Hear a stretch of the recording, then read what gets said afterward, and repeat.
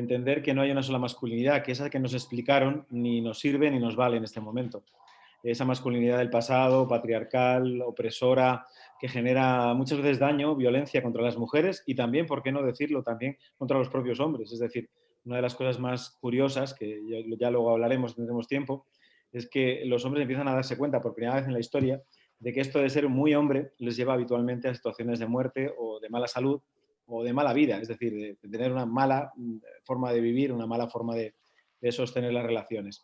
Afortunadamente esto está cambiando, cada vez los hombres se dan más cuenta que lo importante es ser, no ser hombre, ser persona, ser tú mismo, ser cada vez más lo que tú deseas ser, más que lo que se espera de ti.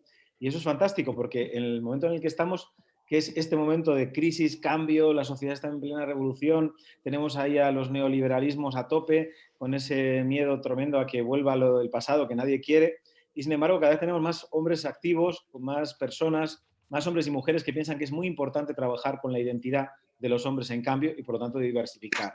Yo creo que hay tantas formas de ser hombre como queramos y deseemos los hombres y la sociedad. José María, perdona, desactiva por favor, desactiva el audio. Sí, ya lo tiene, ya lo hice. Vale. Vale. Creo que esta última parte no sé si hemos son terminado de son cosas del escucharla. directo, pero bueno, en cualquier caso, resumiendo tu pregunta, es muy fácil. Yo creo que cuantas más formas de ser hombre surjan, se creen, con el único límite para mí muy claro, que es la violencia, es decir, formas de violencia no tiene sentido en las nuevas masculinidades, entonces creemos otras formas de ser hombre, ni siquiera llamémoslas masculinidades, llamémoslas sencillamente formas de ser como hombre, pues que no tengan esa violencia, no tengan esa estructura de poder, esa jerarquía que genera habitualmente problemas. Igualdad, por cierto, es un concepto ético que habría que remontarse a la noche de los tiempos. Supongo que debió ser de las primeras palabras que alguien intentó utilizar. Pero, ¿cómo interviene en la construcción de las personalidades? Porque tú bien has dicho que esto de masculinidades nuevas, viejas o diversas, a lo mejor también es un concepto que hay que abordar desde otro punto de vista, sin lugar a dudas. ¿Cómo Claro, interviene la imagínate, igualdad en la construcción de la personalidad? fundamental, date cuenta que, imagínate que creamos nuevas masculinidades, nuevas ¿Me formas de ser entiendes, hombre, no? nuevas maneras de mostrarse como hombre, y lo primero que sucede es que volvemos a ser exactamente igual de machistas que en el pasado. Pues menudo cambio, ¿no? Es como cuando, por ejemplo, los hombres trabajamos las emociones y no trabajamos el machismo, o no trabajamos los procesos de igualdad. Pues no hemos cambiado la película, hemos cambiado el aspecto exterior, pero desde luego no la forma de relación. La igualdad, por lo tanto, para mí es algo fundamental en el proceso Lo que identitario, no sé es... como parte de la educación. José María, te dejaste el micro encendido. Ah, mira. Ah. Vale. Si lo José dejas... María Vale. Cin, que estás en pleno movimiento con esto de las pantallas. Intenta dejar siempre el audio cerrado, por favor. Correcto. Y a ver. Yo creo que lo vas a conseguir. Perfecto. Ahí Perfecto. está.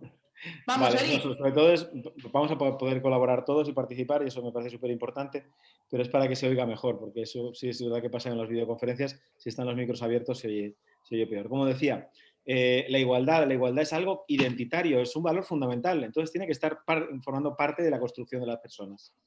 Parte de la formación de mi alumnado, parte de ahí, de la libertad. La libertad es construir tu identidad en relación a tus propios criterios, a tu propio deseo, pero desde luego con el principio fundamental de la igualdad. Por eso va unido, o sea, crear nuevas identidades de futuro posibles, diversas, tiene que ir unido al concepto de igualdad, imbricado perfectamente, para que así nuestras próximas generaciones, incluso las actuales, quienes somos hombres en este momento, podamos disfrutar de una identidad masculina que tenga mucho más que ver con los espacios de equilibrio, igualdad y justicia. Eso sí es sencillo. Para mis niños más pequeños es muy fácil. Ni siquiera hace falta utilizar la palabra igualdad. Basta con preguntarles qué es justo. Y evidentemente no es justo que la sociedad discrimine a las personas por su condición de género o por su condición de nacimiento. Por un personaje que forma parte de tu currículum, que a mí siempre me ha resultado controvertido, porque Ulises yo lo empecé a leer en griego, porque en aquella época en COU, en griego, había que traducir directamente. Y Ulises era un personaje extraño que había dejado su casa, su mujer y su hijo, que por cierto se habían quedado, parece ser, en una mala situación, se había marchado a la guerra y luego tardó en volver muchísimo, porque parecía mentira. Si su objetivo era volver a casa, resultaba que se perdió en un montón de lugares diferentes que seguro que le hicieron crecer como persona. Pero es que cuando llegó a Ítaca, parece ser que volvió a ser el mismo. No, y no solamente eso, sino que bueno, nosotros lo utilizamos como icono precisamente desde la paradoja, es entender que tener un hombre Ulises o ser un Ulises en el siglo XXI no solamente no tiene ningún sentido, sino que nos lleva directamente a ese mito del hombre fantástico que es capaz de representarte en la afuera pero nunca en el adentro, que está siempre en la aventura pero nunca en el interior, que está siempre en la demostración de su poder hacia sus súbditos y hacia las aventuras que confronta, pero no en la valentía de colocarse en el interior, en su propia esencia, ¿no? De hecho, el mito comienza ahí, ¿no? Ulises vuelve después de 20 años y se encuentra a su esposa. El Ulises de ahora, si se va 20 años a hacer su camino, cuando vuelve, seguramente Penélope no está hace rato. Luego también el perro que después de 20 años sigue vivo. Esto es otra parte del mito que desde luego es, pues eso, mítica, ¿no? Pero la parte más interesante también es que su hijo, no nato, lo reconoce de forma inmediata y entabla una relación amorosa inmediata con él. Y la realidad es que los Ulises de ahora, si están ausentes de los espacios íntimos, de los espacios de cuidado, de los espacios de crianza, no solamente no se encuentran con su hijo en reconocimiento, sino que no tienen ningún tipo de relación y, por supuesto, no hay esa interacción que muchas veces tiene que estar mediada, por ejemplo, por la presencia de la madre o por la, oye, María, tú que te manejas bien con el chaval, pregúntale estas cosas que hacemos los hombres muchas veces y que es terrible, ¿no? Que tenemos que crear nuestro propio universo que va más allá de la aventura exterior. Yo, digamos que lo que intento a través de este título, este proyecto Ulises educativo que llevamos 20 años desarrollando, utilizamos esta figura precisamente para desmontar el hombre clásico de siempre, para reinventar un Ulises diferente, una forma diferente de vincularnos y sobre todo, muy importante, de poder romper con los mitos y las expectativas externas. Yo creo que uno de los elementos fundamentales de las otras formas posibles de masculinidad es romper con la identidad exógena, esa que nos refiere ser hombres según nos cuentan desde fuera y no según nosotros somos, deseamos, queremos, vivenciamos, porque también está este derecho, quiero decir, nosotros somos parte de este patriarcado, igual que toda la sociedad de estos 4.000 años. No somos culpables del patriarcado de hace 4.000 años, pero sí del machismo y del patriarcado que sostengamos ahora. Entonces, esta capacidad de repensarnos seguramente va a generar otro tipo de Ulises diferente y otro tipo de aventura que no tiene que acabar siempre peleándose contra los monstruos y resistiéndose a las sirenas, sino a lo mejor conectando con tu vida íntima, propia, particular, relacional, con tu amor, con tu cuerpo, con tu sexualidad, con todo lo que muchas veces nos han prohibido, nos han dejado marcado, tan delimitado que hemos perdido ese contacto.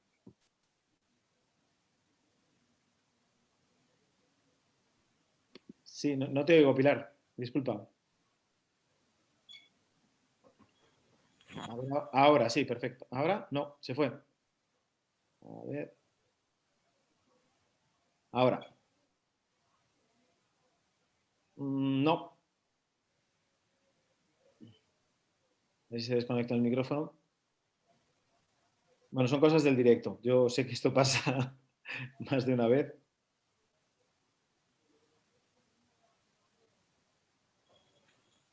Ahora, a ver.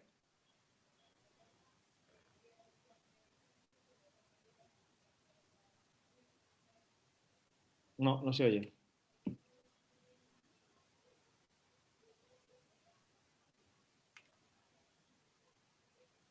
Igual se desconectó el micrófono justo. Bueno, son cosas de la tecnología, esto que todavía no controlamos del todo.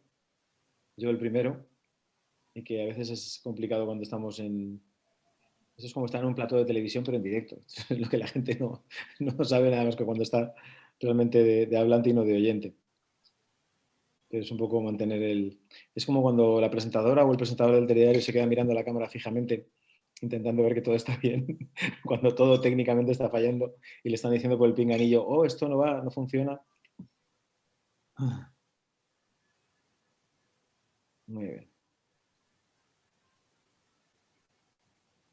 Sí, se te ve, Pilar, pero no se te oye.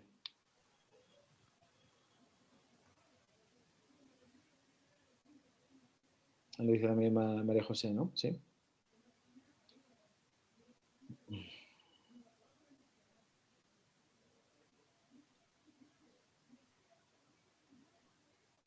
Sí, dice María José, y es verdad, si quieres puedes ir escribiendo las preguntas, pero es una pena porque se corta un poquito el diálogo. Sí, Para... por favor, vamos a hacerlo así para que luego no haya otra vez problemas porque no sé Nada, por nada, qué está ocurriendo. adelante cuando queráis. Estábamos con Ulises. Sí, estábamos con Ulises. Qué bueno. Que decías además que como Ulises, como otros mitos griegos, otros personajes de la literatura de entonces, son mitos que están dentro de un contexto patriarcal, un contexto patriarcal que además ha ido evolucionando con el tiempo. Lo cierto es que lo masculino en la Ilíada no es lo mismo que lo masculino hoy. ¿Qué es lo masculino hoy? No, no qué maneras diferentes tenemos de ser hombres o mujeres o personas, sino lo masculino como hegemónico, ¿qué significa hoy? Pues me temo que, por desgracia, con relación a lo hegemónico, lo que está en la cabeza de todos sigue siendo muy parecido a ese hegemónico que le contaron a Ulises, que se contaba en la literatura clásica.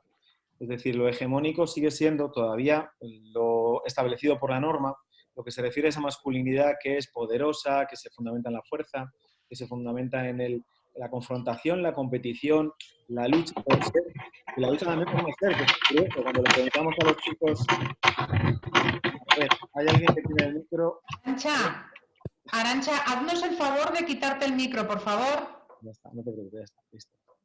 Vale. Bueno, nada, lo que comentaba, ¿no? De tener la posibilidad también de entender que esa masculinidad clásica, tradicional, pues está todavía presente en el día de hoy. Es decir, hay cosas tan curiosas como, por ejemplo, esa masculinidad hegemónica que se muestra todavía cuando hay determinado tipo de políticos, de determinado tipo de ideología que intentan reconstruir esa masculinidad tradicional y no perder la fuerza porque se sienten amenazados por el feminismo, por ejemplo. Eso es una evidencia de esa hegemonía todavía en el día de hoy. Por desgracia, cuando alguien se siente confrontado y de alguna forma mal, viendo que las mujeres cambian, evolucionan, buscan su propio lugar y eso le confronta con su propio poder, cuando en realidad su poder no está sobre las mujeres, sino está en sí mismo. Entonces, esos hombres a los que les molesta tantísimo que las mujeres cambien y adquieran nuevos espacios de poder, yo les diría que se miraran un poquito en su ego, en su lugar, en su cuerpo, en su fuerza, y en lugar de intentar adquirir esa fuerza o ese poder en función de machacar a otras personas, ¿no? Afortunadamente, esa hegemonía y ese pensamiento está poco a poco diluyéndose y lo que quedan son los coletazos. Hace poco en una conferencia me preguntaban, oye, todo esto de la ideología de género, toda esta pelea de la gente, como algunos partidos políticos, algunos líderes políticos que arremeten directamente contra el género, ¿qué piensas que es todo esto? ¿Estamos realmente volviendo atrás? Y yo le decía, no, estamos volviendo tan hacia adelante que realmente esos hombres están tremendamente enfadados y cabreados. Muchas veces perdidos porque eso significa reelaborar un sistema económico, relacional, vital, que hasta ahora, pues el patriarcado, el capitalismo, el neoliberalismo no quería para nada y que sigue sin querer. Lo que pasa es que poco a poco se va como introduciendo dentro de lo cotidiano y no les queda otra. El otro día, yo veo muy poquito la televisión, de hecho no tengo ni en casa. Estaba en un bar y veo que sale un protagonista de estos, de la masculinidad tradicional, con muchas banderas y mucha hegemonía masculina en todo su cuerpo, y con muchos cuadros, no sé por qué, debe ser que los cuadros tienen una masculinidad hegemónica, y entonces empieza a hacer un discurso tremendamente machista del género, de que están educando a nuestros hijos y que los están convirtiendo y tal, y claro, y luego empieza, pero claro, la igualdad, entonces empieza a hacer un discurso sobre la igualdad que podría hacer cualquier mujer feminista en este momento, con lo cual quiere decir que a pesar de esa resistencia profunda a que esto cambie, incluso en personajes como estos, tan extraños, tan estrambóticos, tan de otro planeta, pues ha calado, con lo cual quiere decir que el feminismo no solamente está avanzando, no solamente está en un momento de cambio importante y de amplificación, sino que cada vez ahonda más en lo que se llama conciencia social, conciencia crítica y por lo tanto va cada vez calando más en la población general, incluso en los más resistentes, ¿no? Entonces, bueno, pues para mí está claro, el futuro es feminista o no es, el futuro es igualitario, que al fin y al cabo es lo que está construyendo el feminismo, o no puede ser. ¿Cómo podemos estar en un espacio democrático, moderno y todavía tener esos retazos, esos coletazos de hegemonía masculina, tradicional, machista, que ya nada tiene que ver con lo actual, con lo que estamos viviendo y, por supuesto, con la vivencia de pareja, de vida, de trabajo que viene y que viene muy potente? Evidentemente, hace 30 años hablábamos de conciliación familiar y pensábamos cómo podía hacer la mujer para hacer malabares, para debatirse entre lo laboral y lo de la casa, ¿no? Ahora hablas de conciliación y los hombres se esconden un poquito porque dicen, me va a tocar seguro. Claro, porque sabe que le va a tocar. porque sabe que la conciliación no es posible si él no se implica y sabe que es lo justo. Esto es lo curioso, ¿no? Por ejemplo, yo a veces hago algún ejercicio en casa, les mando, por ejemplo, que escriban los niños y las niñas las Ujú. tareas, quién las hace y de qué forma. Y es súper curioso porque cuando vuelve la tarea, en ocasiones llega el niño y me dice, mi papá me lo ha roto. Y digo, claro, lo hemos pillado. Es así de sencillo, ¿no? O, por ejemplo, no, mi papá no es que no está muy de acuerdo con estas cosas. Pero claro, y me dice el propio niño, pero claro, es que es lo justo.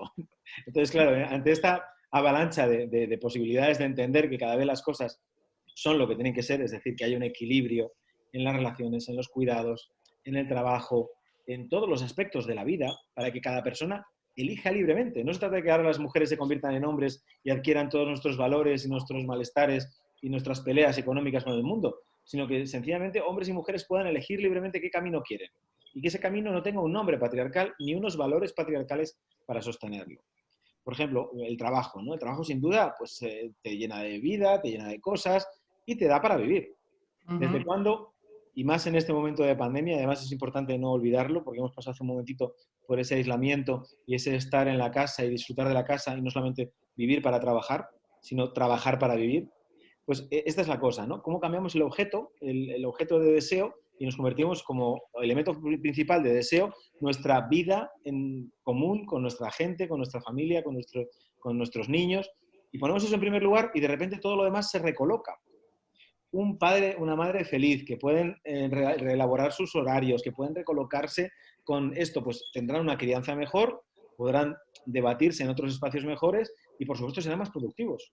Yo no me imagino una persona que tiene 14.000 cosas en la cabeza intentando ser productivo en el trabajo cuando tienes la familia, la compra, el no sé qué, todo metido en la cabeza, es imposible.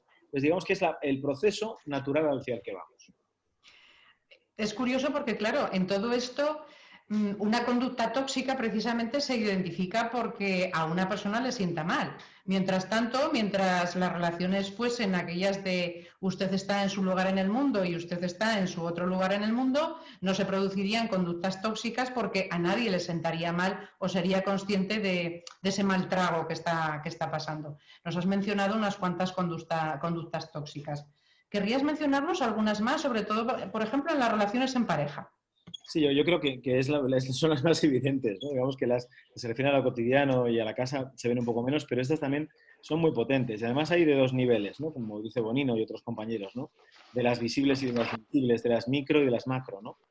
Bueno, pues conductas tóxicas son, por ejemplo, el control dentro de la relación de pareja. Sin duda, ese control que representa y sostiene esa hegemonía, esa jerarquía patriarcal de siempre, de los hombres tenemos que controlar a nuestras mujeres, controlarlas sexualmente, vitalmente, estructuralmente, laboralmente. Entonces, claro, llega un momento en que eso ya no se sostiene, no tiene mucho sentido, ¿no?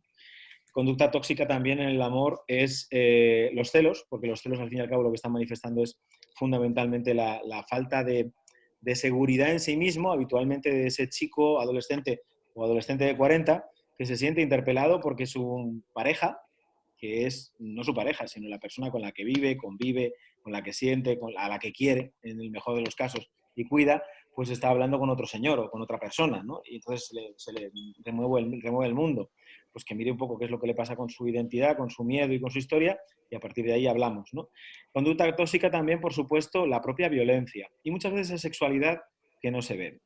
Una conducta tóxica muy clara en nuestros adolescentes ahora mismo es el machismo a través de la pornografía.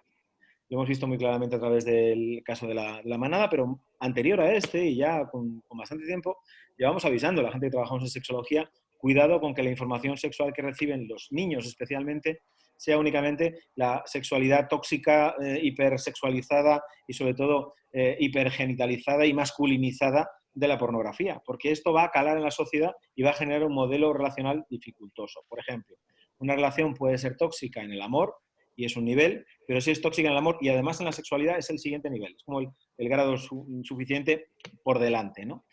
Así, por ejemplo, cuando trabajamos la sexualidad en igualdad, estamos previniendo hacia arriba, es decir, estamos previniendo de los lugares más íntimos hacia los más públicos. Cuando para mí ese es el lugar, ¿no? Ese es el camino. No es desde lo más público a lo más privado, sino precisamente tomando esos ejemplos cotidianos de Ujú. vida de nuestros adolescentes, de nuestra propia vida, pues ir elaborando relaciones cada vez más en espacios de equilibrio en el resto de nuestra vivencia, ¿no? Una persona que tiene cuidado, que tiene respeto, que tiene disfrute en las relaciones sexuales con su pareja, estará en una relación de igualdad con su pareja, sea hombre o mujer, y desde luego con sus hijos, con su espacio laboral, con su espacio vital igualmente. Es decir, es más difícil al revés. Un señor que en lo público dice ciudadanas y ciudadanos, yo estoy muy de acuerdo con que las mujeres también sean libres, como me decía un alcalde hace poco, un pueblito. Es importante que las mujeres también sean personas humanas. Yo me quedé a cuadros y dije, muy bien, gracias por la apreciación. Pero, claro, entonces es un discurso que no cala, que no está dentro. Entonces, por eso yo creo que hay que empezar ese discurso de cambio por lo más íntimo. Y eso es lo que empieza a romper la toxicidad en las relaciones y en los modos de actuación masculino, fundamentalmente. Cuidado, cuando hablamos de modos de actuación masculino, los representa habitualmente un hombre. Por supuesto, puede haber en alguna ocasión que una mujer adopte esas mismas estructuras de manejo del poder para alzarse con el poder y sostener ese poder. Y ese es el peligro, realmente, que intentemos cambiar la sociedad y en lugar de cambiar toda la sociedad hacia espacios de igualdad, la igualdad sea igualdad a los derechos, los modelos y los comportamientos masculinos de siempre. Pues entonces seremos iguales, pero en el desastre. Entonces yo creo que esa es una parte muy importante de la coeducación integral que estamos desarrollando a través ahora de un congreso nuevo, pero que ya está en marcha hace mucho tiempo, que consiste en coeducar, en crear igualdad para eliminar relaciones tóxicas, para eliminar situaciones de violencia, no solamente con las mujeres para que cambien su situación y protesten por el lugar que ocupan, sino también para que los hombres dejen de ejercer esos modelos de violencia. Es decir, para que los hombres sean también los primeros que cambien en los modelos relacionales y, por lo tanto, cambiando las relaciones tóxicas, no habrá toxicidad. Una chavalita me preguntaba el otro día en clase, pero profe, entonces, ¿no es igual cuando una mujer le pega a un hombre que cuando un hombre le pega a una mujer?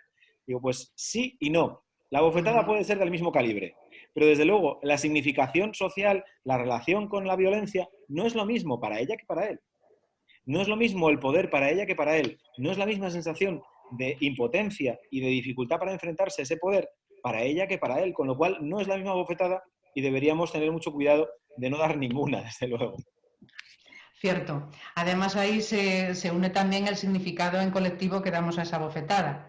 Seguramente la bofetada que recibe el niño, aparte de que el contexto sea el que sea, significa de una manera diferente entre su grupo de iguales, niñas y niños, que al revés. Por cierto, ayer estaba hablando con mi hija, estaba bastante indignada porque en los medios de comunicación se daba una tremenda noticia a propósito de un elemento que tú has nombrado. Una tremenda noticia como que, bueno, que las chicas estaban en este momento muy presentes en las redes sociales, especialmente en algunas muy usadas por la gente más joven, estaban muy presentes de una forma muy sexualizada. Y decía, caray, este vídeo del que dicen que hay sexualización de las chicas es un vídeo que podría haber hecho yo porque me gusta moverme así y me ha parecido que quería mostrar esta imagen ante mis amigas o quizá ante algún amigo. ¿Por qué no? ¿Esto es hipersexualización, mamá? Y entonces yo le mencionaba que todo dependía también del significado que ella diese a ese baile, que diese a esa grabación y que aportase también a las personas que iban a verla. Y volvíamos hacia atrás con las niñas y con los niños. Yo sé que ni superhéroes ni princesas va de ese palo. ¿Qué tenemos que mostrarle a nuestras niñas y a nuestros niños para que sientan el orgullo de tener un cuerpo en construcción, en crecimiento, un cuerpo del que vayan encontrando sensaciones que cuando sea se convertirán en lo que ellas o ellos quieran? Claro, ni superhéroes ni princesas es una experiencia televisiva. Yo nunca, como os he dicho, no tengo televisión en casa. Nunca pensé que estaría haciendo una cosa de estas. Y mi primera premisa fue que lo que se hiciera en el programa, que la grabación que hiciéramos fuera real. Así fue. De hecho, quien pueda verlo y quien pueda acceder a ello, que cada vez está más abierto porque estaba en una cadena privada, en Canal Plus, y bueno, más o menos Telefónica Canal Plus, que es Movistar Telefónica. Bueno, pues afortunadamente se va viendo cómo, bueno, pues la reacción real de cada niño y de cada niña del empoderamiento de su cuerpo. De hecho, hay un par de personajes en la serie, Erika y Adrián, que se reempoderan de su lugar durante todo el proceso y son geniales. Es genial porque se produjo en semanas. Estuvimos realmente 6 semanas de grabación, con lo cual fue muy poco de intervención, pero fue una intervención muy intensa, muy continua, trabajando con ellos, estando con ellos, disfrutando de los juegos de patio. Entonces, claro, se les iban quedando códigos, iban aprendiendo cositas y iban colocándose cosas. Fue fantástico porque lo que sucedió, el proceso de creación y cambio fue real. Pero sobre todo, claro, contadas, por ejemplo, de las redes sociales. Una de las chicas estaba obsesionada con los youtubers. Estamos hablando de una niña de 8 años, ¿vale? Ahora ya tiene 9. Bueno, pues esta obsesión por ver el modelo referente en un youtuber chico le va a transmitir un modelo determinado de poder, de lugar y demás. Si luego además se apoya con un modelo de Instagram donde ellas se ponen así, enseñando morros, enseñando cuerpo, y ellos se ponen así distantes, mirándose de lejos y poniéndose superhéroes Ulises, pues claro, hay un salto importante. Si además tienen un TikTok donde ellas bailan y ellos hacen parkour, es decir, se pegan saltos de un edificio al otro y dan 3 volteretas y se hacen los chulitos y demuestran su poder y ellas demuestran su baile y su erótica, pues tenemos de nuevo esta construcción de género de siempre. De nuevo, el tema es desde dónde lo hacemos y cómo lo hacemos. Por ejemplo, una de las cosas, comenta Laura Viñuelas, además muy acertadamente, que tiene TikTok, es la universalización del baile, de la música y empezar a cambiar determinado tipo de elementos que ya están cambiando dentro de la sociedad. Es decir, las redes sociales no son lo que modifica la sociedad, son el elemento correlacional a la sociedad. Si la sociedad está cambiando, también las redes irán cambiando y adaptándose. No hay redes malas. Las redes malas las hacemos nosotros, depende del uso que le demos, igual que Internet. Entonces, ¿qué pasa en TikTok, por ejemplo? Cada vez hay más chicos y chicas perreando, ¿vale? Cada vez hay más chicos y chicos haciendo bailes o haciendo challenge, pruebas, para demostrar su valía, su poder, y es perfecto porque están empezando a empoderarse dentro de su propia identidad. Entonces tenemos estas dos bandas. Por una parte, lo de siempre, ese modelo erotizado, hipererotizado de las chicas y el modelo de fortaleza de los chicos, y por otra parte, estos lugares intermedios nuevos, diferentes, donde cada vez la gente se muestra más y hay una mayor visibilidad, por ejemplo, de las personas no binarias, de las personas LGTBI, de las personas que están en otro modelo diferente al que se considera dentro del marco hegemónico, heterosexual, patriarcal de siempre, pues tienen un lugar de visibilización, de cambio, de diversidad, que está amplificando un poquito la mirada y que le hace ver a nuestras niñas y a nuestros niños y a la sociedad en general que ese universo existe y que es real, que no es que se lo haya inventado de ahora o, como decía una madre, es que hay muchas niñas homosexuales ahora, ¿qué habrá pasado? Me decía, es que la leche que toman o los cereales o algo así, ¿no? Decía yo, es que no es eso, es que se ven más porque se permite más verse. Es decir, yo recuerdo, por ejemplo, durante mi infancia todo el mundo tenía una tía que tenía una amiga, ¿vale? O mi tío que tenía un amigo que era muy amigo, no es amigo, era su pareja. Lo que pasa es que no lo admitíamos, no lo colocábamos, no le dábamos ese lugar porque no estaba permitido. Ahora, como está permitido poder decirlo, poder colocarse, poder empoderarse, esos lugares no es que aparezcan como setas, es que sencillamente estaban, pero se permiten ver y se demuestra que pueden estar y empoderarse de su lugar como personas. Para mí la clave está precisamente ahí. Y en Superhéroes y Princesas es lo que hicimos durante todo el proceso, que es parte de la representación del programa Ulises. Todo lo que es el primer bloque de trabajo va destinado a reforzar la identidad, darle lugar a los chicos y las chicas dentro de su propio estadio de vida, de relaciones, a desarrollar sus capacidades, a que jueguen con juguetes diferentes para que aprendan capacidades diferentes y sobre todo para que amplifiquen su capacidad de elección. Claro, aquí no les estamos diciendo a las chicas y a los chicos cómo tienen que ser. No le estamos diciendo a las futuras personitas cuál es su camino. Estamos amplificando ese camino para que puedan elegir vitalmente aquello que quieran. De hecho, por ejemplo, en el mismo programa había una niña que decía, no, porque yo me dedicaré a cuidar a los niños. Y yo digo, ¿pero profesionalmente o para casa o cómo es la cosa? No, yo seré mamá y tendré muchos niños. Entonces, vamos un día a una de las actividades que era ver pues, distintos tipos de trabajo y demás, y acabó su vida en el camión de bomberos como la primera, y escalando como la que más. Entonces va a ser una mamá escaladora, perfecto. O va a ser una persona que puede elegir entre escalar, entre dedicarse al mundo de la aventura o dedicarse al mundo de la crianza o ambas cosas al tiempo. Y esto es lo maravilloso, es decir, empoderar a las nuevas generaciones y a las antiguas de su propia identidad para poder generar estos espacios de igualdad.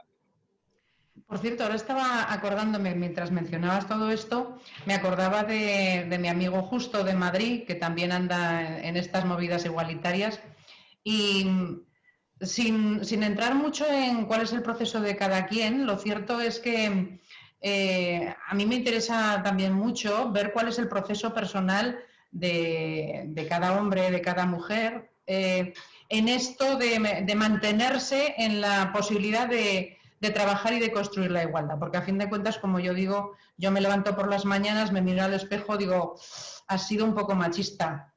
Tendríamos que mejorar esto, compañera, y me hago ese propósito por las mañanas. Estoy en permanente construcción. Sí que es verdad que desde muy pequeña soy capaz de descubrir una serie de hitos que me reafirman en este camino hacia la igualdad. Y seguramente, vamos, a buen seguro, segurísimo, hay personas fundamentales en mi vida que me han ofrecido ese cultivar la igualdad como un valor personal y también como un valor social. ¿Cómo ha sido tu proceso, Eric? Pues realmente no ha sido tan diferente al de muchos hombres. Lo único que, bueno, pues hubo algunos clics, algunas cosas que en el proceso cambian, ¿no? Es muy importante lo que acabas de decir. Yo me asusto mucho cuando la gente dice, no, yo soy igualitario o igualitaria, ¿no? Perdona, en una sociedad patriarcal, educados en valores tradicionales, en toda esta movida, yo no pasaría el algodón para comprobar. Es decir, tengo claro, no estamos todavía en la igualdad. La igualdad es un inédito viable. Inédito porque no existe, viable porque va a existir. Pero desde luego hace falta todo ese proceso y esa pelea con el espejo de todos los días, que es mirarte hacia adentro. En mi caso, fue desde muy el principio. Yo estaba un poco extraterrestre con estas cosas de estar en la escuela, en el cole, y que todos los niños iban por un lado y todas las niñas por otra. Y bueno, pues yo estaba con los niños un rato jugando al fútbol y luego me iba un rato a hablar con las chicas, porque jugar al fútbol era muy aburrido y hablar todo el rato con las chicas también era aburrido. Entonces hacía un poco las dos cosas y estábamos en los dos lugares, ¿no? En realidad, mi primera reflexión más profunda sobre esto viene de varias amigas, de varias personas que están dentro del feminismo, que están cerca de mí a nivel de formación, Cristina Garayzábal, una serie de personas, Queridas. Amparo Tomé, es decir, que durante un tiempo pues me van colocando, me van ayudando a colocarme en todo ese proceso, y algunos hombres, por supuesto, Luis Bonino, José Ángel Lozoya, es decir, muchas otras personas que poco a poco, fíjate, en mi caso fue a través de la sexualidad. Me di cuenta que la mayor parte de los problemas que teníamos sexuales cuando yo estaba estudiando sexología tenía que ver con el hecho de ser hombre o mujer, no con la propia problemática sexual. Es decir, no con que hubiera un problema, una función o una disfunción, sino que por el hecho de ser hombre o mujer y colocarnos en relación, pues surgían todas estas parafernalias y cosas extrañas. Entonces, la mayor parte del beneficio de la terapia sexual consiste en devolverle a las personas su poder. Exactamente lo mismo que hacemos cuando estamos hablando de igualdad y construcción de igualdad. También esta cosa de la revisión permanente, ¿no?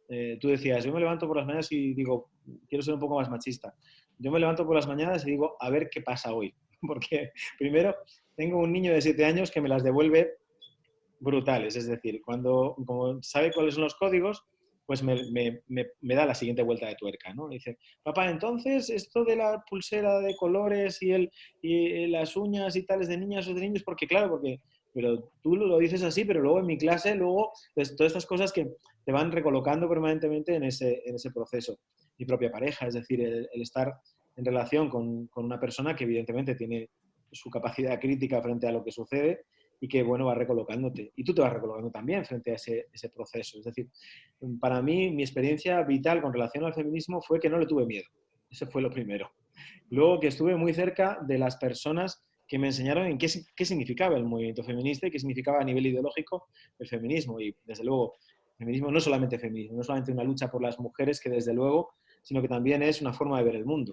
Tiene que ver con el ecofeminismo, tiene que ver con la diversidad, con el feminismo prosexo, tiene que ver con los modelos de relación y de pensamiento sobre el yo, que a mí me parece eso fantástico. Es decir, que los hombres llegamos tarde a esto, empezamos a plantearnos quiénes son los hombres y cómo nos comportamos en los años 80, con los primeros men's studies en Estados Unidos, con las primeras reflexiones a través de Europrofeminist en Holanda, en los años 70-80, pero al final, realmente ese proceso de cambio, las mujeres nos llevan arrastrando los últimos casi 3 siglos y, por supuesto, mucho antes con algunos personajes muy singulares.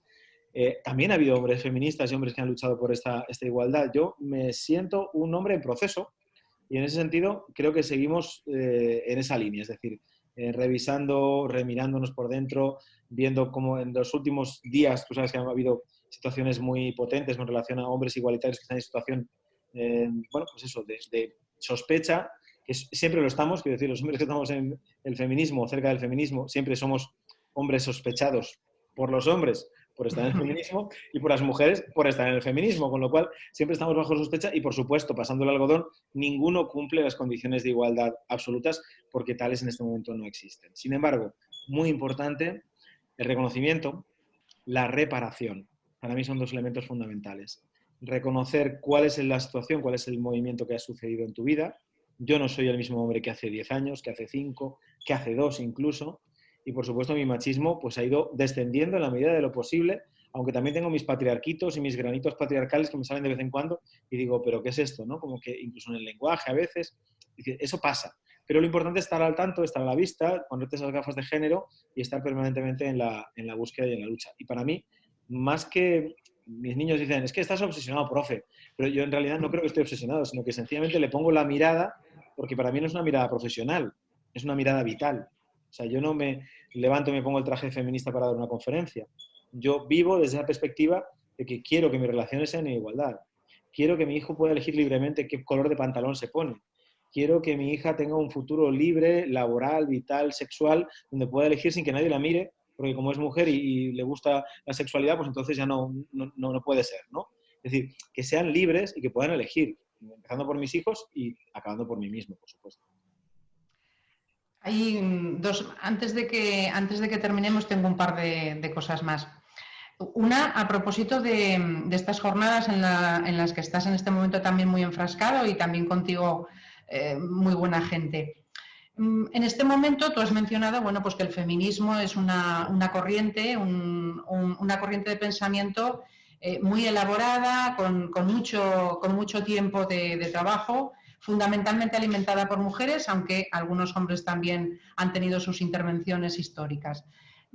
Es verdad que en este momento llevamos pues, del orden de unos 5 años, pongamos el caso, en el que en el feminismo se están dando pulsiones importantes. No nos mostramos como movimiento como una piña en el sentido de una piña poco crítica, sino todo lo contrario. Hay cuestiones relacionadas con las culturas, los elementos de la multiculturalidad, la etnicidad, incluso grandes debates, importantes debates, en torno, por ejemplo, a la prostitución o a la pornografía que hemos mencionado antes. Debates que han parecido rasgar los principios feministas. Digo que han parecido rasgar porque estoy convencida de que lo que permiten precisamente es continuar una construcción muy viva, muy vital, muy humana y muy diversa. Pero es cierto que en determinados momentos esos debates han generado un malestar que en momentos puntuales ha sido difícil de gestionar. Esto es así. Has mencionado, por ejemplo, a Emparo, a Cristina Garayzábal, que desde hace muchísimo tiempo está en una posición crítica con respecto a elementos como el de la prostitución para hacer una lectura diferente. Pensando en las jornadas que van a empezar mañana, de las que nos hablarás un poquito, ¿está ocurriendo eso mismo en el movimiento en el que sobre todo trabajáis los hombres en vuestra propia manera de construir el ser hombres? ¿Hay también esas pulsiones? Cuéntanos un poco. Bueno, yo creo que es lo que tú dices, el que haya esas pulsiones, el que haya esos movimientos, el que haya ese debate es fantástico. Que determinado tipo de fuerzas lo aprovechen para decir, ¿veis? No se ponen de acuerdo ni ellos, va a existir siempre. Pero yo creo que es fundamental mantener este debate y seguir manteniéndolo, porque eso es lo que nos enriquece. Es decir, no dar nada por sentado, sino argumentar, pelear en el mejor de los sentidos, debatir, colocarnos en el lugar de encontrar bueno, pues, posibilidades de pensamiento diferente. De hecho, en el congreso que hemos presentado sobre hombres en cambio desde la igualdad, que trabajamos las masculinidades, la coeducación desde las masculinidades del trabajo con hombres, pues hay muchas voces y muy diversas y no siempre coinciden en todo, pero eso es fantástico porque nos dan esa posibilidad de repensarnos. El movimiento de hombres, meneillo, porque movimiento todavía no somos, sí que hay cada vez más hombres en gesta, en pensamiento, en cambio. Yo te cuento de forma histórica, en 2006 nos juntamos cerca de 2 o 3 mil hombres en el centro de Sevilla para manifestarnos en contra de la violencia un 21 de octubre. En 2016, 10 años después, éramos 40.000. Qué bueno. Entonces, bueno, eso es muy potente. Quiere decir, cuando yo empecé a trabajar con masculinidades, en todo el Estado español hicimos una investigación y había exactamente 4 organizaciones de hombres ligadas a organizaciones de mujeres que trabajaban sobre feminismo, que planteaban una historia crítica con relación a al patriarcado, a la masculinidad, al machismo, y eran asociaciones fuertes que se empezaban a constituir entonces. Algunas de ellas permanecen todavía ahora, como Foro de Sevilla, y ahora mismo hay cerca de 380 organizaciones a lo largo del Estado que vinculan la masculinidad, la igualdad, la prevención de violencia, el cuidado, las relaciones en igualdad, fundamentalmente, ¿no? Entonces, quiero decir, hemos avanzado, hemos creado un espacio de crecimiento importante y también de debate. A medida que van surgiendo nuevas personas pensantes en la masculinidad, surge la disidencia, surgen las discusiones y es perfecto. O sea, nada tiene que ver, por ejemplo, la línea de trabajo de la red de hombres con la de AIG, o nada tuvo que ver en un momento determinado, en otros sí, hemos firmado proyectos conjuntos, en otras veces no. Es decir, hemos hecho todo ese proceso y es fantástico porque es parte de nuestra historia y de nuestra historia de debate.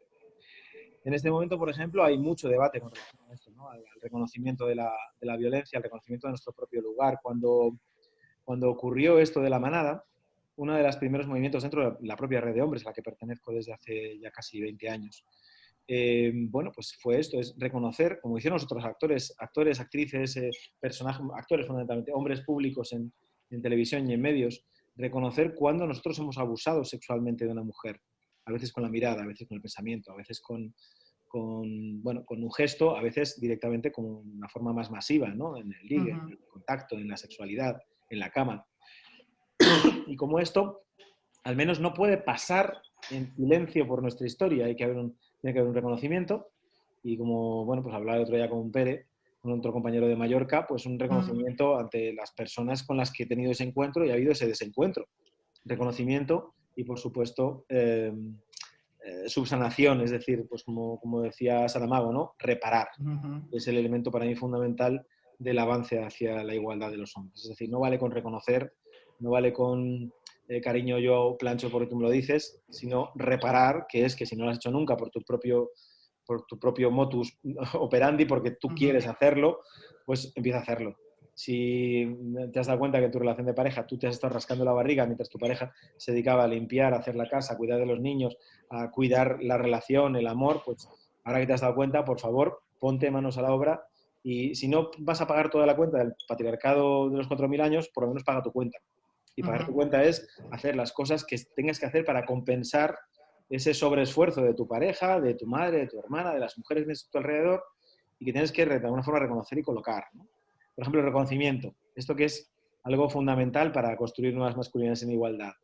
No es el reconocimiento del aplauso de todas las mujeres. Es el reconocimiento de aquellas mujeres que nos han prestado, cuidado, dado y de repente pues parece que las olvidamos, ¿no? A mí me hace mucha gracia cuando algún hombre dentro de esta cosa del meneillo dice que no, que el movimiento de los hombres y a nivel ideológico es autónomo del feminismo. Y yo decía, ¿pero de dónde? De la nada, ¿no?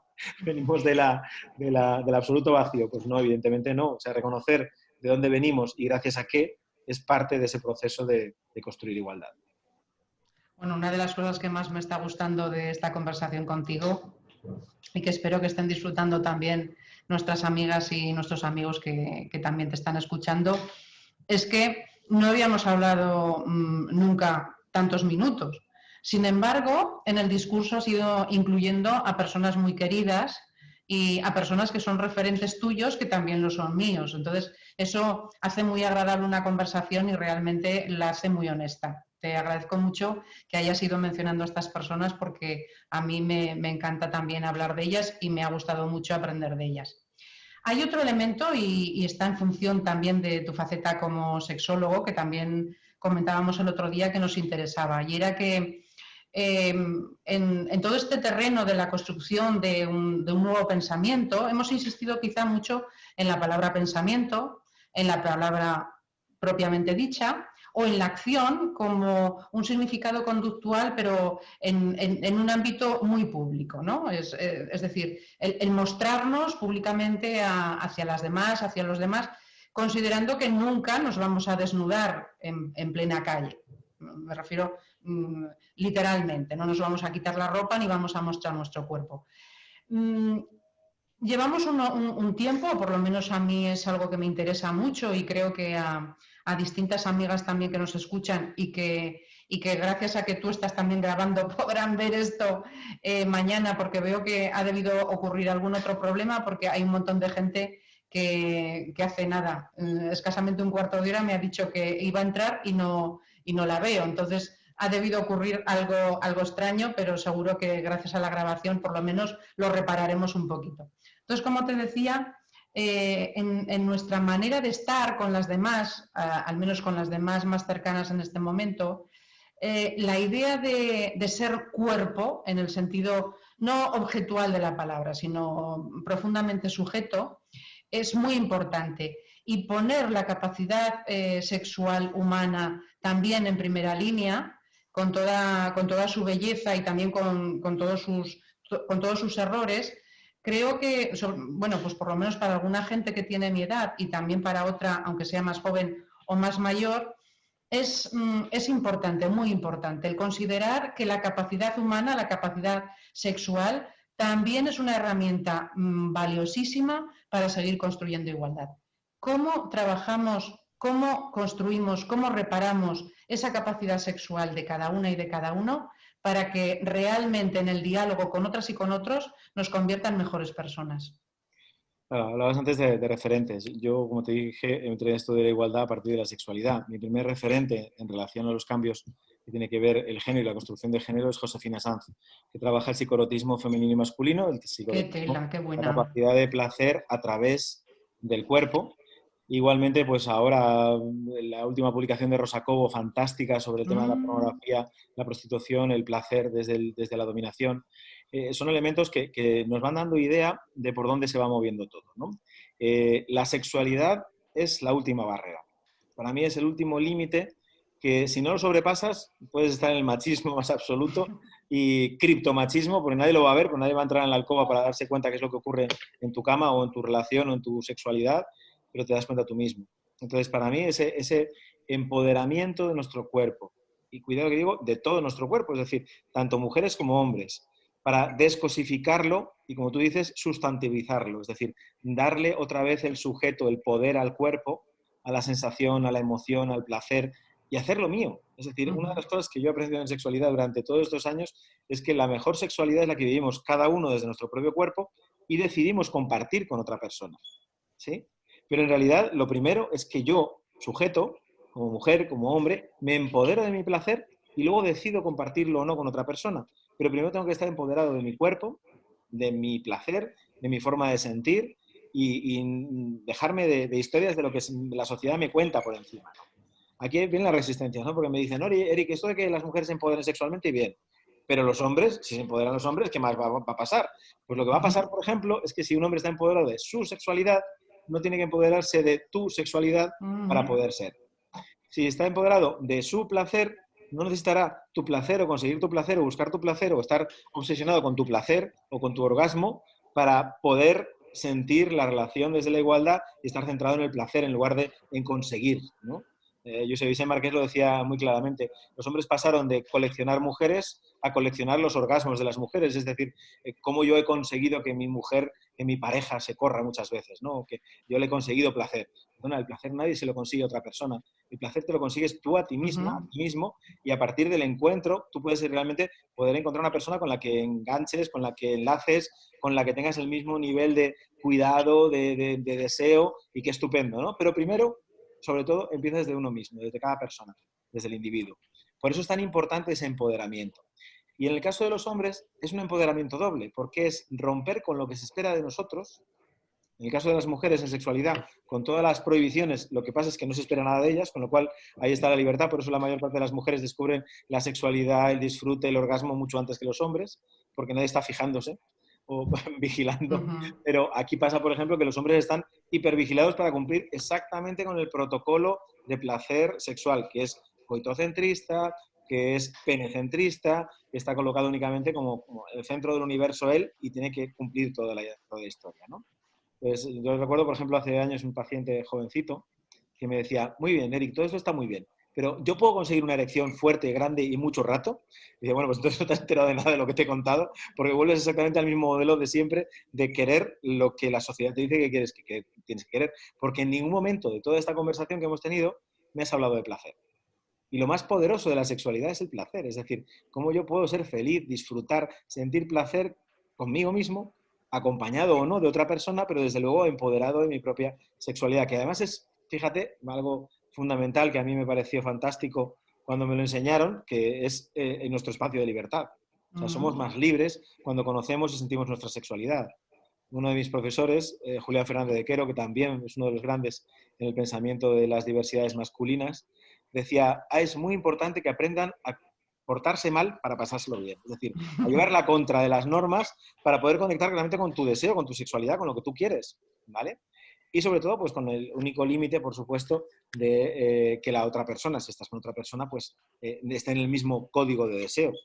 No hay prácticas buenas o malas en sexualidad, igual que no hay internet bueno o malo, es el uso que le des, ¿no? Pues exactamente lo mismo. Entonces, fantástico poder incorporarnos, pero no solamente de la sexualidad como... esto hace la mente muchas veces, ¿no? La sexualidad como dos personas en la cama tocándose, sino la sexualidad de la mirada, del gesto, de la caricia, del polvo de 3 días que les cuento a mis pacientes muchas veces, ¿no? Que es esto de estar con tu pareja, con la persona a la que deseas, hombre o mujer, pues creando ese momento erótico durante 3 días. Entonces no tienes un polvo de 10 minutos o de 20 o de media hora o de una hora, sino que tienes un polvo de 3 días. Estás 3 días construyendo deseo, cuidados, mimos, espacios de placer, de excitación, a veces una mirada, a veces una palabra, y eso va facilitando que haya ese empoderamiento también de la relación sexual, de la sexualidad, que eso no lo verás en ninguna película. Yo recuerdo, por ejemplo, mi primera visita al Museo del Sexo en Dinamarca, en Copenhagen, y había una sala que había como 40 pantallas, todas ellas una película porno, de distintos momentos de la historia, todas representaban exactamente un coito en todo momento, y había una película en uno de los extremos que eran 3 parejas que se iban mirando sin tocarse el cuerpo y que iban observando distintas partes del cuerpo, las miradas, el gesto, y era tan erótica como las otras 40. Pero la gente estaba obsesionada con aquellas que veían en primer lugar, y esta era una que estaba con el margen, ¿no? en la periferia. Entonces, investigar, descubrir sobre nuestra sexualidad nos conecta con la igualdad. Como hombres, fundamental. Romper con los estereotipos de la pornografía, lo dice muy claro Rosa Cobo, en nuestro propio congreso lo cuenta varias veces y de forma muy, muy concreta y muy, muy real. Conectarnos con la diversidad, conectarnos con la capacidad de pensarnos y repensarnos, reinventarnos, como nos cuenta María Moreno y otras compañeras que se dedican a la educación, como Carmen Ruiz de Puyo, porque la sexualidad está ligada también al amor y por lo tanto también hay que repensarse en el amor para poder construir estas nuevas formas igualitarias de vincularnos, relacionarnos y vivir la sexualidad, por ejemplo. Bueno, Eric, realmente a mí me pareces una persona muy atractiva y creo que a nuestras amigas y a nuestros amigos seguro que también y querrán hablar un rato contigo. No quiero estar aquí ya más haciendo que nuestra conversación sea bilateral y abrimos un poco los micrófonos y las caras de todas las amigas y amigos que están aquí ahora. ¿De acuerdo? Señoras, señores, cuando ustedes quieran, por favor, queremos ver sus caras y que inicien la conversación.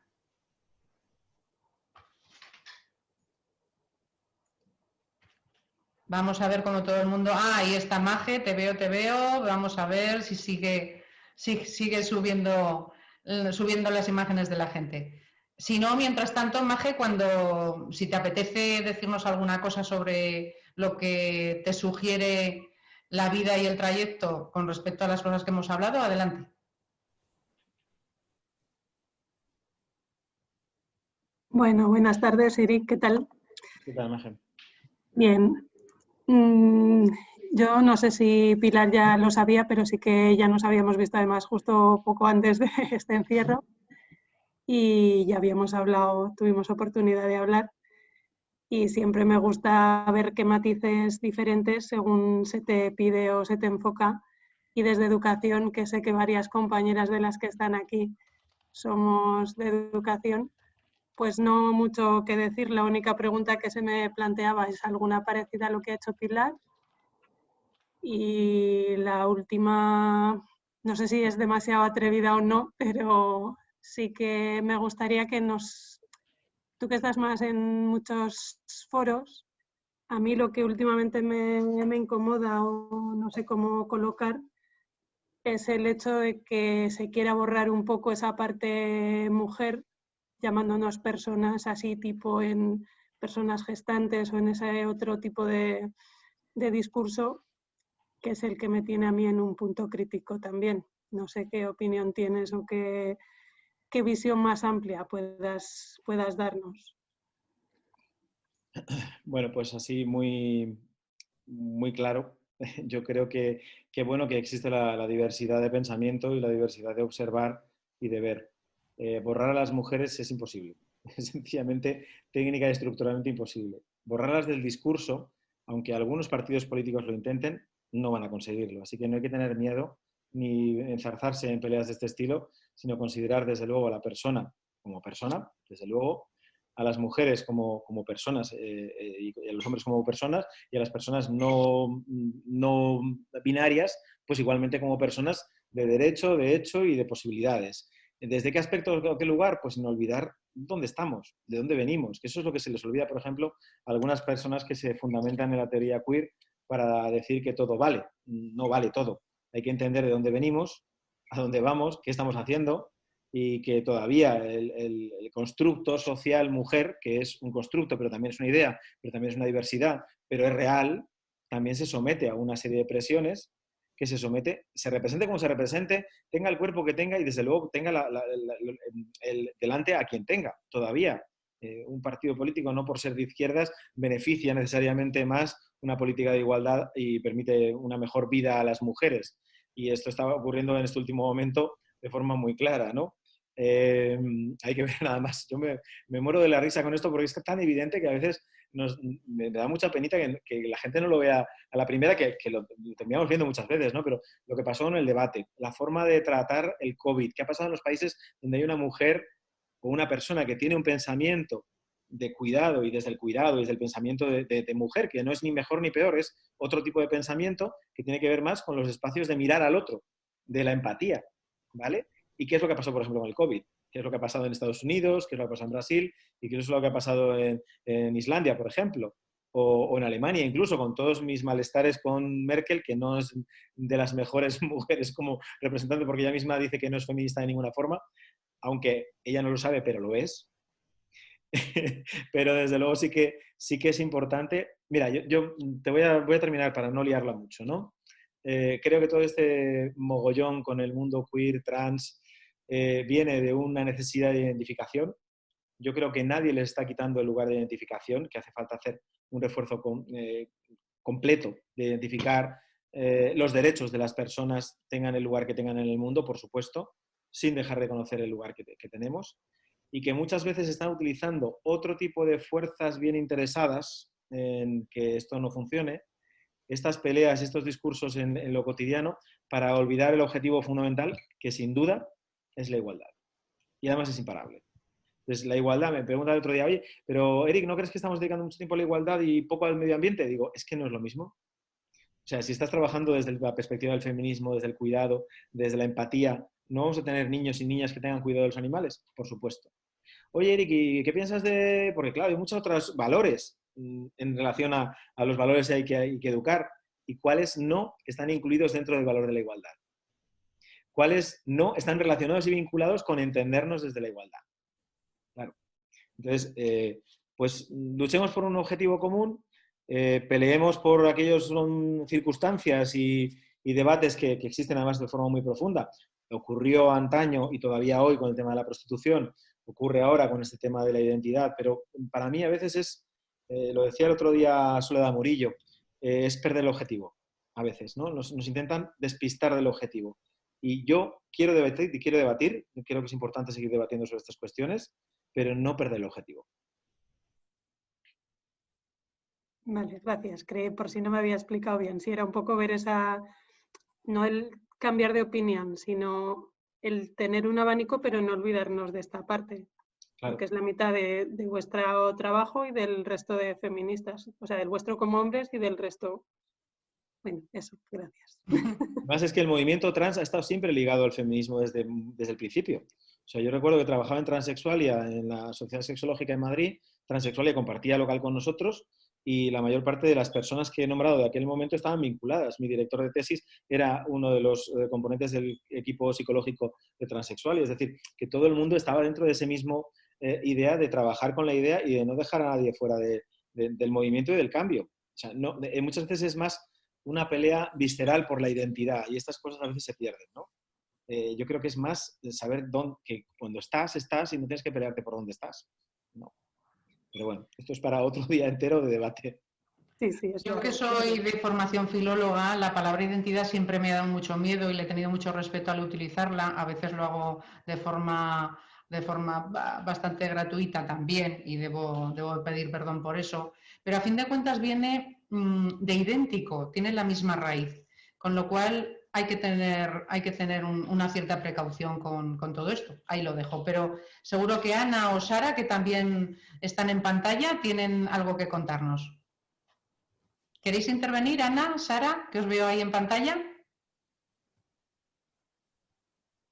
Ana. Bueno, yo solo decir, a mí la duda que se me presenta siempre, yo soy docente y más de una vez yo creo que nos queda mucho por hacer, evidentemente, con nuestros alumnos y con nuestros compañeros, pero hay veces, el año pasado en nuestro cole, Sara es presente también, o sea, estaba presente, nos encontramos con la circunstancia de, es que como estáis hablando tanto de feminismo, de igualdad, de tú, al final se os van a rebotar por el otro lado, ¿vale? Y eso nos lo soltó una familia. Entonces, pues bueno, tenemos nuestros argumentos, entre comillas, más o menos legislativos de que tenemos que hablar, o sea, de que tenemos la ley de nuestra parte, que tenemos que hablar de igualdad.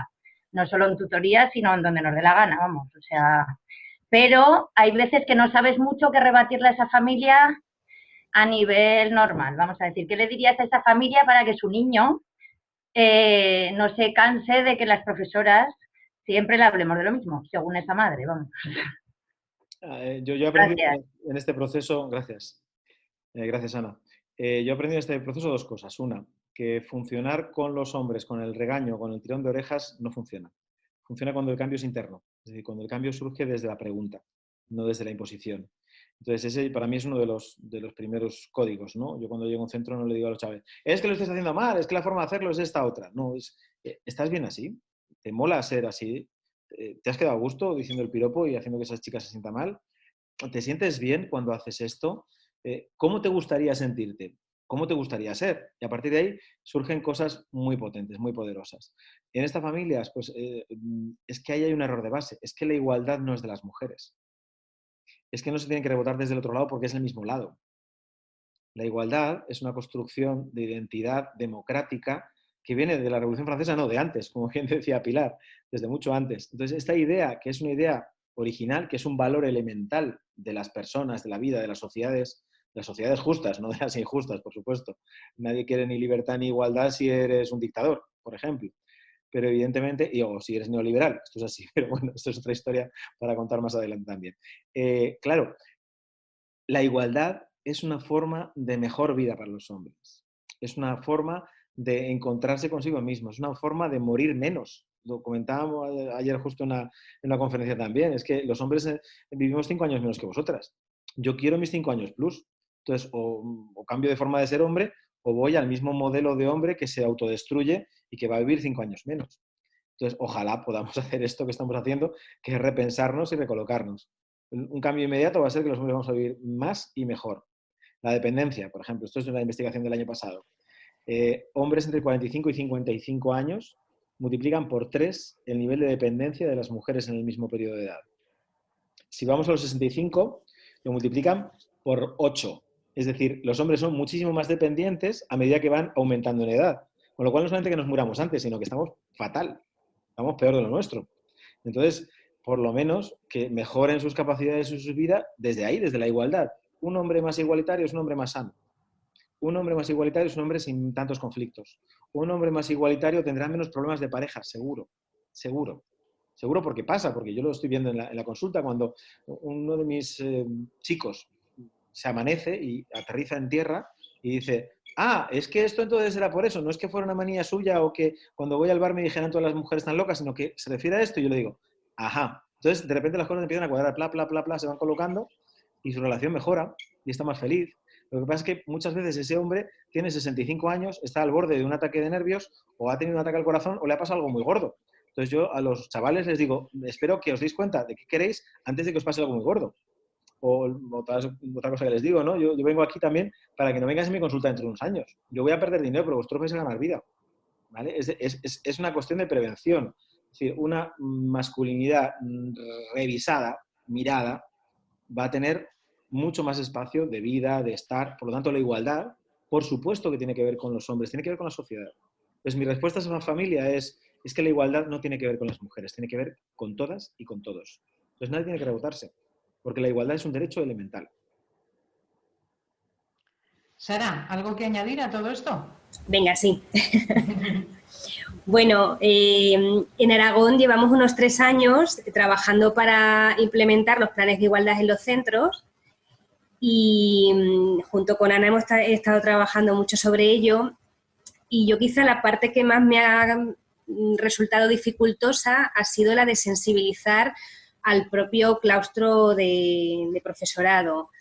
Y lo llevábamos esto una y otra vez a la formación que hemos ido recibiendo, porque si no cala en mis propios compañeros y compañeras, ¿cómo cala en los chicos y en las chicas?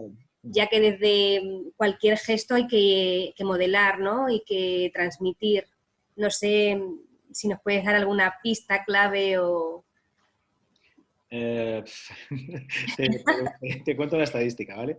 En todo buen claustro, es decir, en cualquier claustro de profesorado, hay una parte activa a favor de la igualdad, que es entre un 10 y un 15%, una parte pasiva o claramente en contra de la igualdad, que es entre un 10 y un 15%, y una gran masa de profesorado flotante, que está un poco ahí viendo por dónde vienen, ¿no?, las cosas.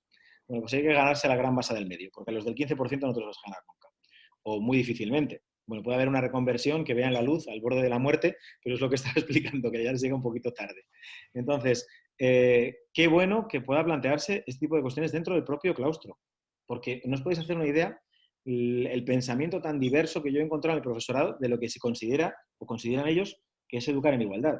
Y si ya os digo sobre lo que piensan que es trabajar sobre masculinidades, ya os podéis hacer una idea de todo. En un centro llego y me dicen, oye, muy bien, muy bien que trabajes con los hombres, porque ya está bien de tanto feminismo y de tanta cosa, porque ya está bien que las mujeres, porque es que al final van a poder con nosotros, van a dar la vuelta a la tortilla. Digo, bueno, pues vengo a hacer huevos fritos, no quiero ni tortilla ya.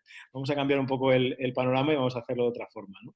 Entonces, cuestionar, preguntar, en lugar de confrontar, que eso les mola mucho y les da mucho poder, esto de estar con el diario del día y, ves, mira, un hombre ha muerto a manos de su esposa y todo. Ah, claro, ya la igualdad, el igualismo este dichoso de mucho personaje, ¿no? Vamos a llamarlo personaje.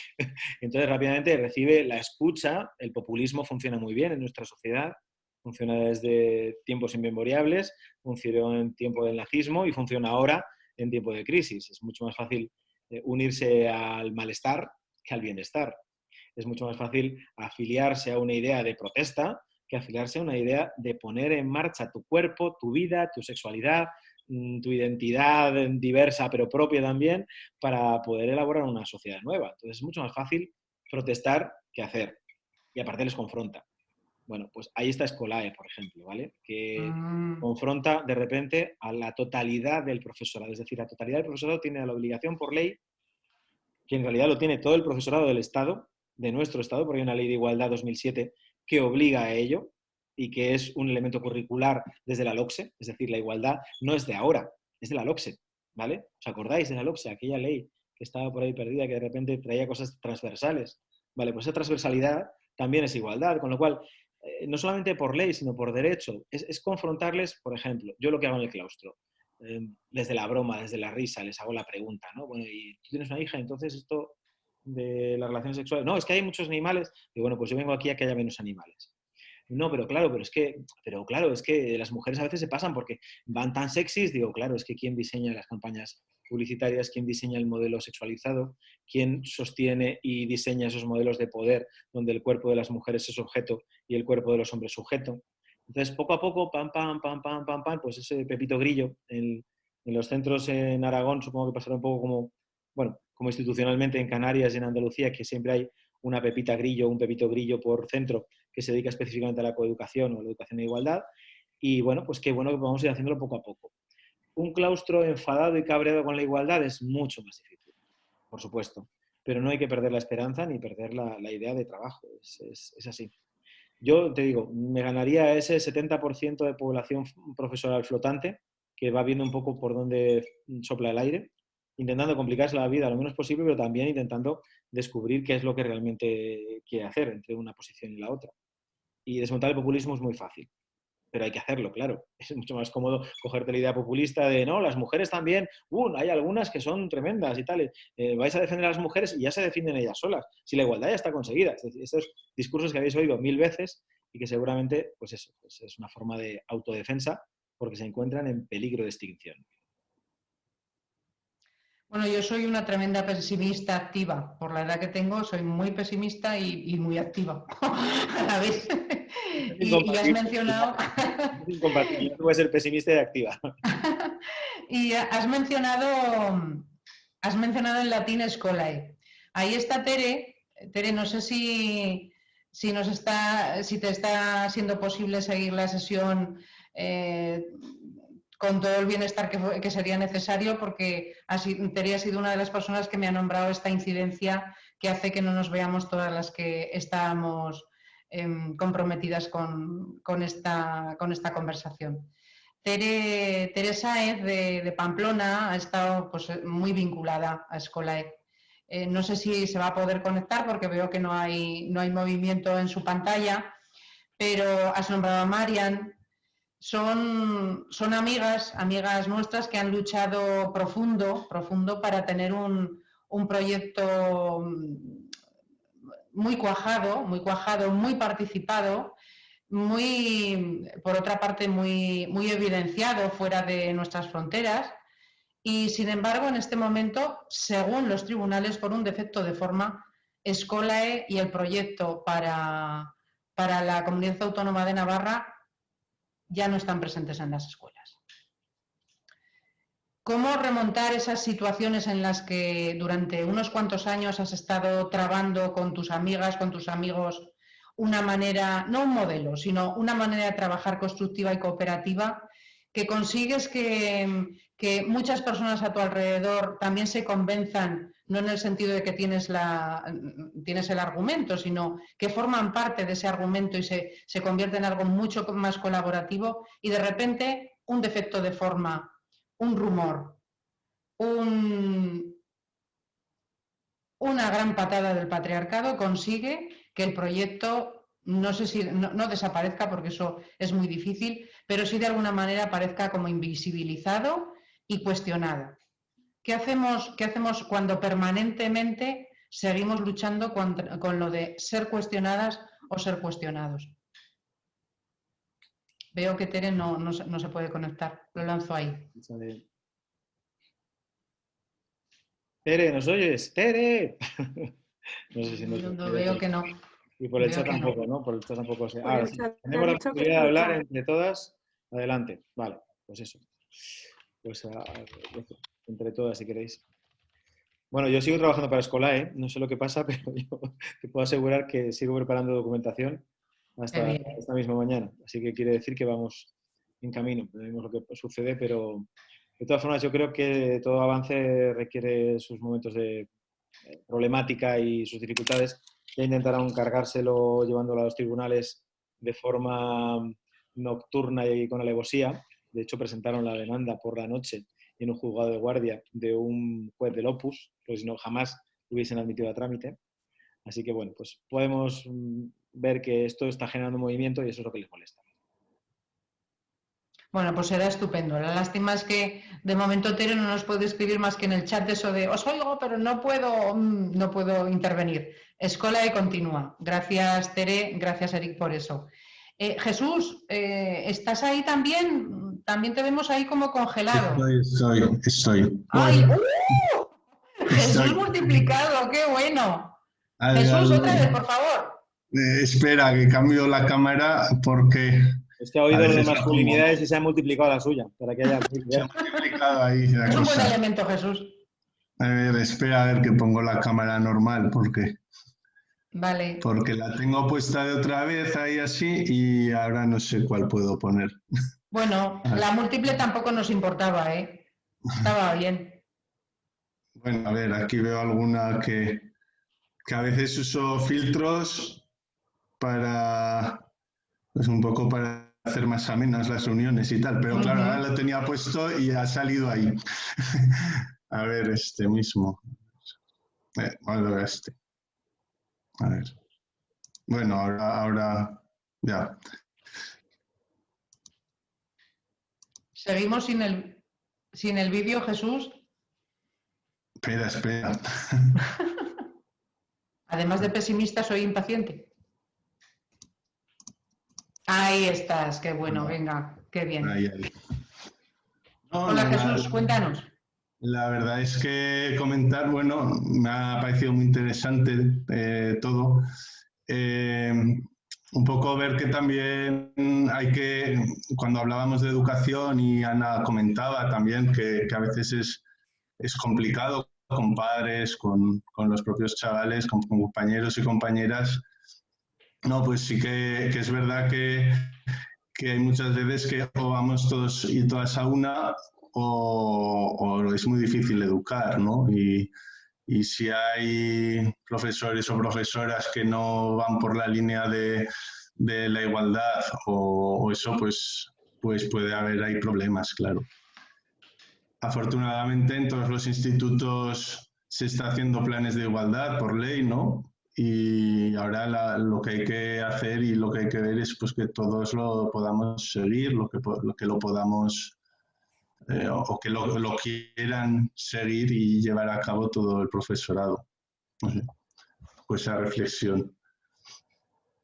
Gracias. Son casi las 6, pero Lili, ¿estás ahí? ¿Puedes intervenir?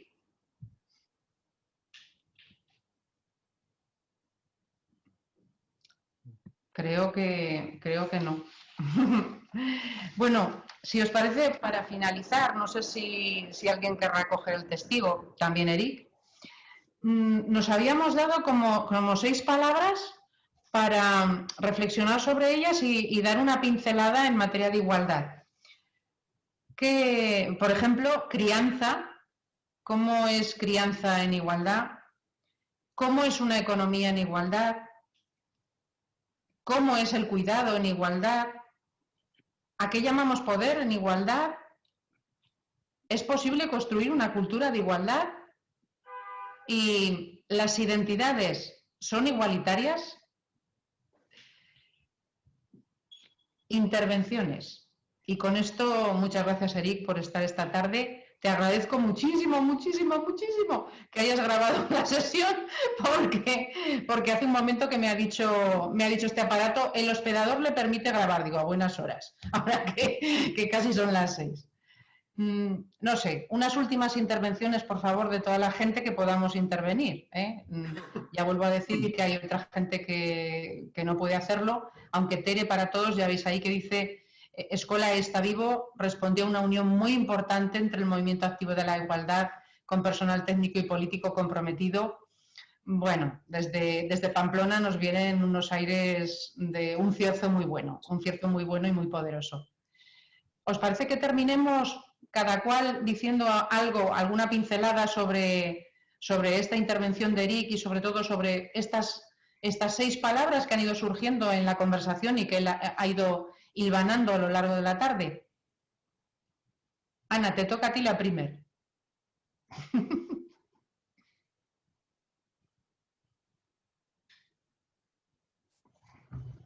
Pues no sé, que a mí me ha parecido muy interesante y que siempre va bien, pues eso, al final juntarte un poco gente que tenemos un poco los mismos intereses, ¿no? Y yo la verdad es que nunca pienso mucho en esto de las masculinidades de Solé, pero creo que también es interesante, ¿vale? Quiero decir que es verdad que, bueno, supongo que les tenemos que recordar a nuestros alumnos que hay diferentes formas de ser hombre, ¿vale? O sea que me ha gustado mucho. Muchas gracias a Eric. Muy bien, Ana. Sobre todo una cosa muy importante, que pueden elegir. Es que se les olvida a veces que pueden elegir.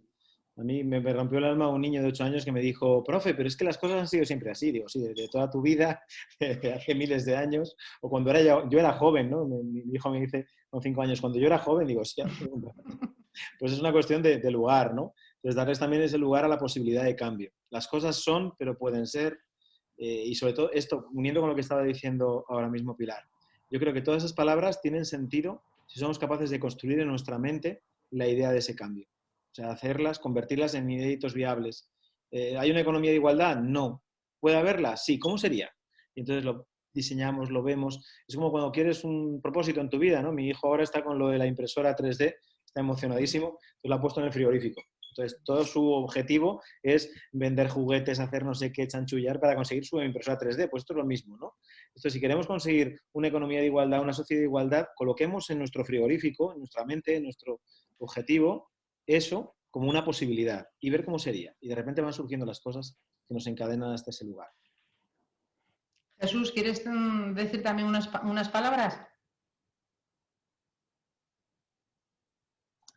Que muy interesante lo que comenta Eric de dar la opción a elegir, pero también creo que hay que evitar que se tome a veces la elección no correcta, la elección abusadora, la elección tanto en hombres como en mujeres, ¿no? Entonces, que yo creo que va por ahí un poco nuestra tarea, ¿no? De todos, ¿no? Que no es solo que se dé la opción a elegir, sino también que se evite elegir cierta opción, ¿no? Pero esto le sale solo, o sea, quiero decir, es lo que hablábamos antes sobre la igualdad al principio de la sesión. Hasta los más conservadores se dan cuenta que la línea es esta.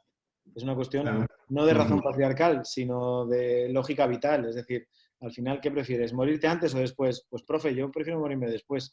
Pues igual sí. Es lo que haga falta para morirte después, no antes. Claro. Sara, que estás ahí en la penumbra, ilústranos un poquín también, anda. Bueno, yo sí que, como he recibido formación para la coordinación del plan de igualdad y que estoy muy agradecida porque sí que me ha hecho que me deconstruya mucho y me ponga esas gafas moradas, he visto la necesidad de trabajar con los chicos especialmente, porque siempre parece que hay que empoderar a las chicas y sin embargo hay que erotizar al chico bueno, ¿no? Ese modelo de chico que no es el habitual. Por eso me ha gustado y relacionado con la crianza lo de amplificar el camino de nuestros chicos y nuestras chicas, darles posibilidades. ¿Cómo? Pues ahí estamos en ello. Claro, además, por ejemplo, para mí es la prevención de la prevención. Una buena crianza masculina, presente, corresponsable, es un buen ejemplo de ese niño y de esa niña donde ve lo masculino en espacios de cuidado. Entonces estamos haciendo doble prevención de violencia, la del propio sujeto que está generando ese modelo de cuidado y la de sus hijos, hijas y su entorno. Maje, en esta casa somos... Que se te ve detrás. Mujeres, 4 mujeres en mi casa. Somos reales. Ah, claro. Sí, con adolescencia. Entonces, bueno, la crianza ya la comparten estas docentes que también estamos aquí, me la comparten un poco. Y 6 palabras muy interesantes, Pilar, como para resumir, no me sale resumir. Como para empezar de nuevo, ¿no? Sí, un ratico más. Solo un matiz que, aparte de lo que decía Sara, y como viniste, Erika, a esta formación de planes, que en la parte que me toca de donde estoy, que es la administración, se ha prorrogado un año por el año que hemos tenido. Este año deberían haber acabado los planes y se les va a dar otro año más para que puedan ir funcionando. Espero que esta pandemia nos sirva para replantearnos esa parte de cuidado, porque las mujeres hemos hecho más de una jornada y de 2 y de 3, y entonces esa parte de cuidado y de crianza, que sean conscientes el que se ha quedado en casa, el que tiene hijos y todos los que hemos tenido que compartir, ya no con menores, sino también con mayores, a que nos pilla un poco en medio de adultos mayores y de hijos o hijas pequeñas en mi caso. Entonces, pues bueno, un resumen interesante y que este año sea de oportunidades y que podamos verlo de otra manera. Que esa crianza y ese cuidado cambie, esas identidades, por retomar lo que hablábamos antes, pues si se discuten bien, pero que se permitan y no se olviden de dónde salieron, que son como el hijo adolescente rebotado que no quiere saber nada de sus padres, que fueron los que fueron, y que todo eso se une al poder y a la cultura y a la identidad, a la economía. Porque con la economía en este momento, pues ya veremos cómo vamos, si somos las mujeres las que sustentamos 3 y 4 jornadas y siguen sin querer asumir alguna en otras partes. Pero bueno, así por hilarlas todas un poco. Y una pregunta que creo que lo ibas a hacer, pero por si no, ya que nos vamos justillos de tiempo, el congreso ese que comentabais antes, que creo que lo he visto como evento de Face, si nos contáis, me lo pienso. Gracias. Pues muy fácil, muy rápido. Son 26 ponentes en total. De la talla, por supuesto, de todos los que ya imagináis, Rosa Cobo, María Moreno, Carmen Ruiz Repullo, Félix Elaine Feliz, que es otra compañera de República Dominicana, también Marcos do Nascimento, que es una persona que trabaja desde masculinidades a través de Men Engage, más de 25 años, es de Brasil, en la situación que están teniendo ahora mismo, que es espectacularmente complicada. Miguel Lorente, José Ángel Lozoya, Heriberto Ramírez desde Puerto Rico, Laura Viñuelas, trabajando la música y el cambio de los hombres, Richard Bacete, Gemma Otero, David Francisco Paniagua, que es del movimiento WEM de Costa Rica, Miguel Arconada, por supuesto, Pablo Quirós, que es otro de los creadores de este congreso junto con el que os habla, Frances Berenguer, Eduardo Liendro, Hilario Sáez, son todos personajes, personas, individuos que representan a colectivos, pero que también se representan a sí mismos en un proceso, la mayor parte de las veces, de más de 20 años, donde han podido participar de todo este proceso de cambio y en todos los aspectos. Trabajamos desde el tema de la cooperación internacional, la coeducación, las masculinidades, las relaciones de poder a través de Arcaiz López o de Baquea Alonso, que es otra de las compañeras con las que estamos montando este movimiento nuevo de Men Engage Iberia, que es un colectivo, movimiento, forma de llegar cada vez a más hombres a través de distintas iniciativas, como la de 365 días, que es una iniciativa donde se habla de la cotidianidad del cambio de los hombres. Es decir, tenéis la oportunidad de poder encontrar a mucha gente muy importante, por supuesto Amparo Tomé no podía faltar, porque para mí es mi maestra dentro del mundo de la coeducación y las masculinidades. Beno de Keiser, que nos viene a contar sobre el género y la salud. Su primer estudio sobre género y salud es del año 97, así que imaginaros dónde estamos hablando, género, salud, masculinidades, hace ahora, pues eso, 23 años, ¿no? Nicanor Alonso, que es otro de los compañeros de Colombia, que lleva un programa específico de salud y prevención de violencia y de riesgos a través de la Secretaría de Salud con hombres. Fijaros la perspectiva, trabajar la igualdad desde salud para evitar las situaciones de riesgo, tanto de suicidio como de violencia, como incluso específicamente pues estas cosas del riesgo que ya hemos hablado, ¿no? Francisco Aguayo, y bueno, y tantos otros. No sé si se me ha olvidado alguien, si se me ha olvidado alguien, perdón, pero bueno, en cualquier caso, tenéis ahí el acceso, que es muy fácil, a través de hombresencambio.com, hashtag igual, hombresencambio, vais a ver que hay un montón de noticias ahora en redes. Y bueno, pues tenemos ahí la página web. El congreso se presenta de una forma muy particular, que es a través de una plataforma, que en principio es de entrada gratuita, hay la posibilidad de compra, con lo cual puedes ver todo en cualquier momento durante un año, para no tener que verlo así deprisa durante el proceso de... No es deprisa, tienes 4 ponencias a lo largo de 24 horas, es decir, tienes 24 horas para ver 4 ponencias. Bueno, os cuento el secreto de que también en algún momento os permitiremos acceder a todas, pero bueno, sobre todo lo importante es que se pueda ver el vídeo, la formación, la capacidad de hacer y la capacidad de cambiar. Es decir, una de las cosas más bonitas del Congreso es que habla de experiencias de trabajo y cambio de los hombres. En coeducación integral, es decir, no solamente en la escuela, sino en la calle, a través del teatro, la música, trabajar con hombres adultos, con jóvenes, la masculinidad trabajando con mujeres y con hombres, durante la infancia, durante la adolescencia, es decir, en todos los campos. Va a estar muy interesante, desde luego. Yo os invito a que participéis de él. Y la única que hay que hacer es registrarse y, bueno, os llegan los correos y la información para poder acceder. Muy bien. Bueno, pues mira, son las 6 y 9 minutos en mi reloj, por aquello de que la puntualidad no es agresiva, sino una muestra de cortesía también.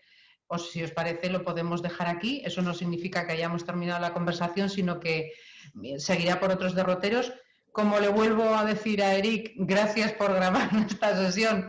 Ya me enviarás el enlace cuando te sea posible, porque dado que yo no tengo que editar de momento esta tarde el vídeo, porque no tengo ningún vídeo que editar, lo primero que voy a hacer es reenviaros a todo el mundo la información sobre el Congreso para que tengamos todavía ocasión de poderlo seguir a partir de ya mismo. ¿De acuerdo?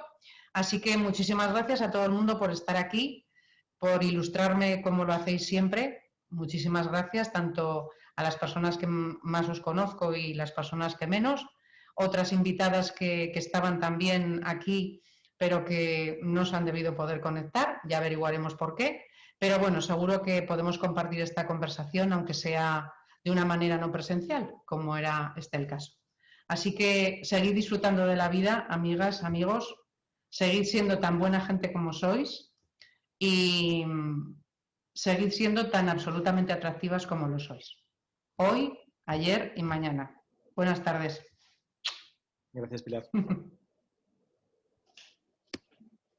Gracias a todos. Hasta luego.